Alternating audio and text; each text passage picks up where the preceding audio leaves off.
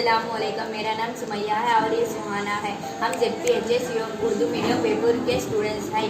आज हम आपको हाइड्रोजन गैस की तजुर्बा का जांच और हाइड्रोजन गैस की तैयारी का जांच बताएंगे। ये मखरूती सुराही है। अब मैं इसमें जिंक के टुकड़े डाल रही हूँ और इस पर हाइड्रोक्लोरिक तुरशा डाल रही हूँ। जब ये दोनों में तामुल होगा तो जिंक क्लोराइड और हाइड्रोजन गैस हासिल होगी। अब मैं गैस की जांच के लिए जल्दी हुई गाड़ी को इसके करीब ले जा रही हूँ।